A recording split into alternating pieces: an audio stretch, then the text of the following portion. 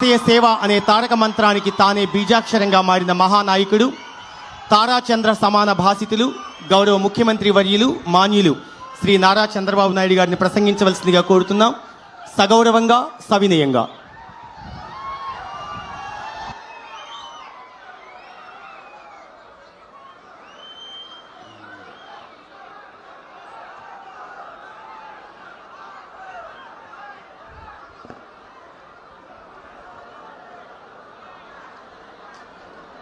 తమ్ముళ్ళు మీరు కూర్చోవాలి.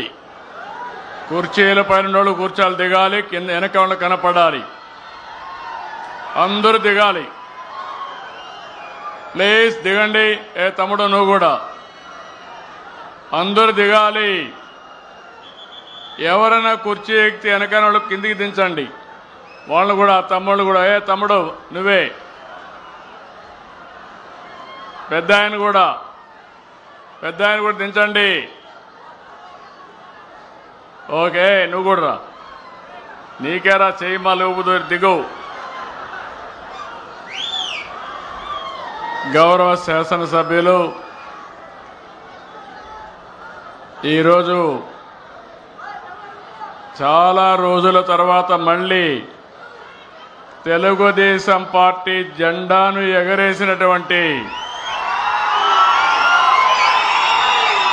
బ్రహ్మానందరెడ్డి గారు, గౌరవనీయులు, అందరితో సఖ్యతగా ఉండి ఈ ప్రాంత అభివృద్ధి ధ్యేయంగా పనిచేస్తున్నటువంటి గౌరవ పార్లమెంట్ సభ్యులు కృష్ణదేవరాయలు గారు,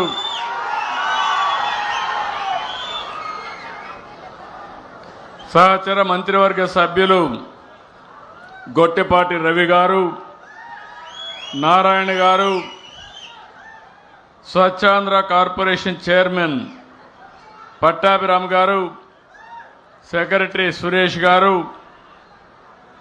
అదే సమయంలో జిల్లా కలెక్టర్ గారు, మార్గదర్శి అయినటువంటి వైకుంఠం వెంకటరమణ గారు, మార్గదర్శి అయినటువంటి యాగంటి వెంకటేశ్వర గారు, వేదిక పైన బంగారు కుటుంబ సభ్యులందరూ చాలామంది వచ్చారు.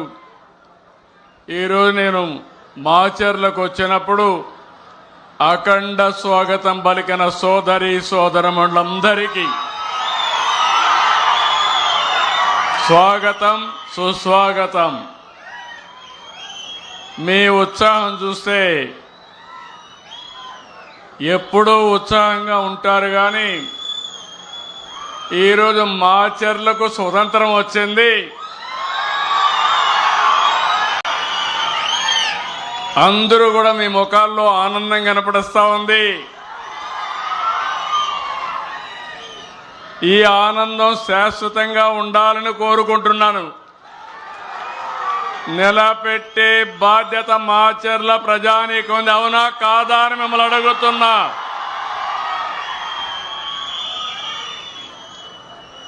ఎనభై 84 నుంచి చూస్తున్నాను. ఆ రోజు ఎక్కడో రాజీవ్ గాంధీని హత్య చేస్తే మాచర్లలో ఉండే రౌడీలు, ముఠా నాయకులు ఇక్కడ ప్రజల ఆస్తుల్ని విధ్వంసం చేశారు, అవునా కాదా అని మిమ్మల్ని అడుగుతున్నా. ఈ మాచర్లలో ఇటీవల కాలంలో ప్రజాస్వామ్యం లేదు, ఎన్నికలు లేవు. వీళ్ళు ఎట్ట తయారంటే, చరిత్రలో కొంతమంది డిక్టేటర్లు ఉంటారు, వారికి ఏ గతి అయిందో ఇక్కడ కూడా మీ ప్రవర్తన మార్చుకోకపోతే మిమ్మల్ని ప్రజాస్వామ్యం క్షమించదని మరొక్కసారి హెచ్చరిస్తున్నా. ఇన్ని సంవత్సరాల అనుభవం ఉండే నేను ఆత్మకూరులో బాధితుల్ని తీసుకురావాలంటే ఇక్కడికి తీసుకురాలేక విజయవాడలో క్యాంపు పెట్టి, గుంటూరులో క్యాంపు పెట్టి, నేను రావాలంటే మా ఇంటికి ఆ రోజు తాళ్లు కట్టి రానీయకుండా చేశారు. ఆ రోజే చెప్పా, నా ఇంటికి తాళ్లు కట్టారు కానీ మీ మెడకు ఉరి తాళ్లు వేసుకున్నారు, జాగ్రత్తగా ఉండమని అప్పుడే చెప్పాను. అదే జరిగింది. చాలా అరాచకాలు జరిగాయి. మున్సిపల్ ఎన్నికల్లో ఆ రోజు మన నాయకులు వస్తే వాళ్ళ మీద దాడి చేశారు. అందుకే నేను చెప్తున్నా, రాయలసీమలో ముఠాలు లేకుండా చేశాను. ఈ రోజు చెప్తున్నా, పల్నాడులో కబద్దార్ జాగ్రత్తగా ఉండండి. రౌడీజం చేసి నేరాలు ఘోరాలు చేసి, నేను 14లో ముఖ్యమంత్రి కాదు, 95లో ముఖ్యమంత్రిని. ఆ విషయమే చాలా సందర్భాల్లో చెప్పాను. మంచి కార్యక్రమాలకు రండి, ప్రజల అభిమానాన్ని పొందండి, నేరాలొద్దు, ఘోరాలు చేయొద్దండి, ప్రజలపైన దాడులు చేయొద్దండి. అవసరమైతే ప్రజల ఆస్తులకు రక్షణగా నిలబడదాం తప్ప ఒక విద్రోహ శక్తులుగా తయారు కావద్దని కోరుతున్నా. అందుకే ఈరోజు వచ్చింది, ఒక మంచి కార్యక్రమానికి వచ్చాను. స్వర్ణాంధ్ర, స్వచ్ఛాంధ్ర ఈ కార్యక్రమంలో వచ్చాను. నేను వచ్చింది, మీరందరూ ఒకే గుర్తుపెట్టుకోవాలి, నేను వచ్చింది పరిశుభ్రంగా ఉండడానికి చెప్పడానికి వచ్చాను. అంటే చెత్త తీస్తేనే సరిపోదు, ఈడ మనసుల్లో మొత్తం చెత్త ఉండే వ్యక్తులను కూడా పూర్తిగా కడిగేసే తప్ప, ప్రక్షాళన చేసే తప్ప ఈ మాచర్ల బాగుపడదని మరొక్కసారి మీ అందరికీ విజ్ఞప్తి చేస్తున్నా. నేను అందుకని ఈరోజు మీరు గుర్తుపెట్టుకోండి, నేను స్వచ్ఛ ఆంధ్రప్రదేశ్ తీసుకొచ్చాను. ఇప్పటికి 12 సార్లు జిల్లాలకు వచ్చాను. గడిచిన ప్రభుత్వం 85 లక్షల మెట్రిక్ టన్నులు చెత్తంతా రోడ్డు మీద వేశారు, చెత్త మీద పన్ను వేశారు. నేను వస్తానే చెత్త మీద పన్ను తీసేసి 85 లక్షల మెట్రిక్ టన్నులు పూర్తిగా క్లీన్ చేసే బాధ్యత నేను తీసుకున్నాను. చెత్తను నేను క్లీన్ చేశానంటే చెత్త రాజకీయాలను కూడా క్లీన్ చేస్తానని మరొకసారి మీ అందరికీ విజ్ఞప్తి చేస్తున్నా.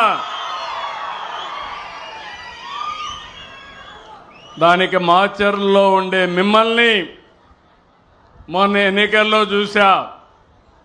ప్రజాగ్రహం అంటే ఎట్టుంటుందో, మొన్న ఎన్నికల్లో మాచర్లలో 33,000 మెజారిటీతో గెలిపించారంటే అది మీ స్ఫూర్తి. అందుకే నేను ఈరోజు ఇంకా నాకు ఈ మాచర్లు అనగానే గుర్తొస్తాయి. చంద్రయ్య, ఆ రోజు చంద్రయ్యను చూస్తే రోడ్డు మీద పండబెట్టి కత్తి తీసుకొని నువ్వు ఆనాటి నాయకుడికి జేబి కొడితే నిన్నేమి చేయమంటే నా ప్రాణం పోయినా పర్వాలేదని జై తెలుగుదేశం, జై చంద్రబాబు అని ప్రాణాలు వదిలాడు. ఒక వెనుకబడిన వర్గాల బిడ్డ. అదే సమయంలో జాలయ్య ఇక్కడ రక్షణ లేకుండా ఎక్కడికో పోయి తలదాచుకుంటే అతి కిరాతకంగా అతన్ని చంపేసే పరిస్థితికి వచ్చారు. అదే మాదిరిగా ఇప్పుడు మన మధ్య లేడు నంబూరి శేషగిరిరావు కూడా వీరోచితంగా పోరాడారు. అలాంటి ప్రజాస్వామ్య వీరులకి మరొకసారి మనస్ఫూర్తిగా వాళ్ళ సేవలు కానీ అయిన తలుచుకొని శ్రద్ధాంజలి ఘటిస్తున్నానని చెప్పి కూడా నేను మీకు తెలియజేస్తున్నా. అందుకనే ఈ ప్రభుత్వం ఎవరైతే చంద్రయ్య అబ్బాయికి ఉద్యోగం ఇవ్వాలంటే మళ్ళీ క్యాబినెట్ మీటింగ్ తీసుకుపోయి నిన్ననే క్లియర్ చేశామంటే అది అవసరమైతే అసెంబ్లీలో చట్టం కూడా తీసుకురావాలి.